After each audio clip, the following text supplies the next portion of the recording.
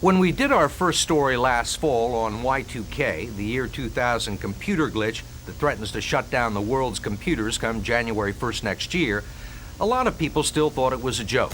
Today, no one is laughing, least of all the corporations and public entities that have spent an estimated $200 billion trying to fix the problem.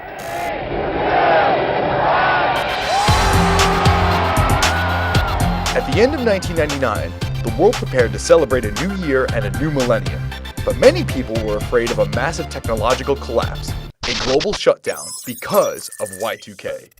What was Y2K and where did it come from? Y2K originated in this worry that when the dates in computers and pretty much everything that ran on them, which was a lot of infrastructure at the time, went from 99 to 2000, it would be unable to process what date that was.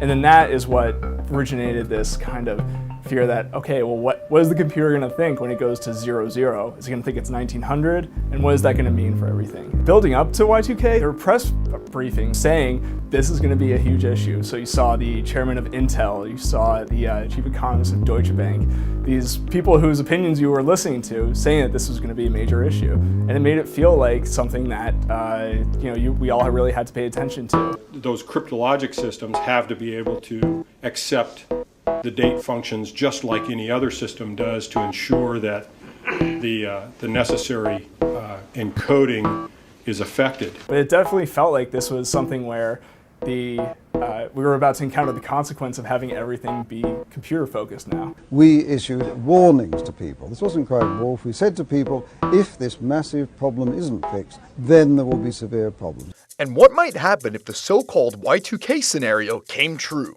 Now, the federal government is comparing Y2K to a huge natural disaster, like an earthquake, a hurricane, or a tornado that disrupts people's lives for days, weeks, or maybe even months.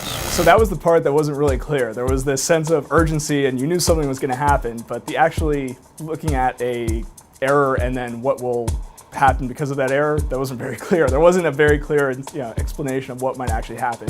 There was particular concern about the banking sector because of its high level of computerization. All of it stemmed from this basic idea that if the data information is incorrect, that's going to have lots of unintended consequences. So something like how you calculate somebody's age in for an insurance company or for banks too, where that's a major factor in certain decisions that the computer makes.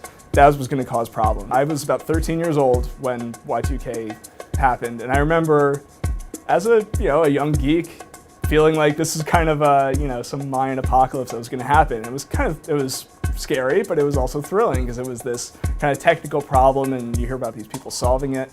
Some people were so concerned, they began taking extreme precautions.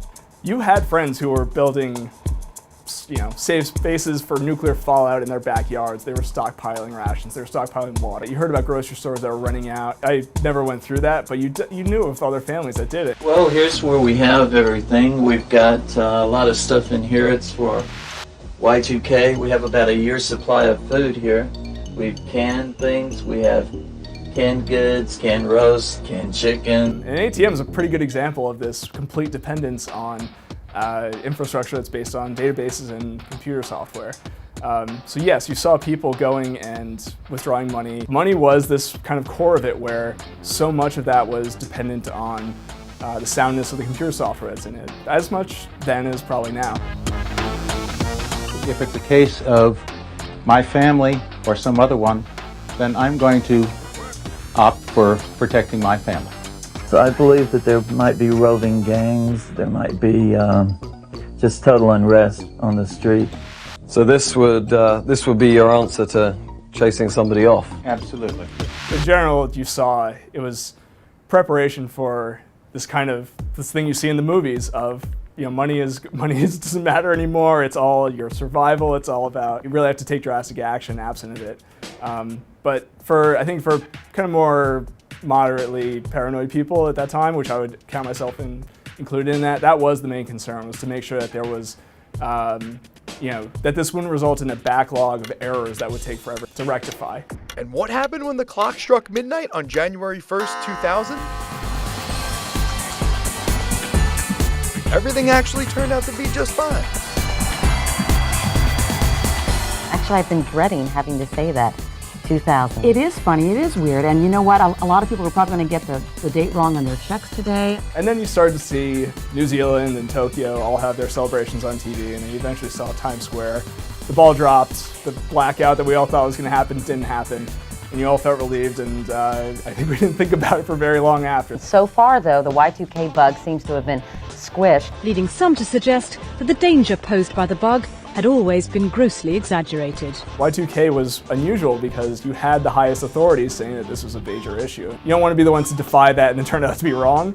So it's a particular troublesome area where you don't want to overstate how safe it's going to be. If you ask people who deal with it and who are invested in it, and you ask them plainly, like, what's your takeaway on this?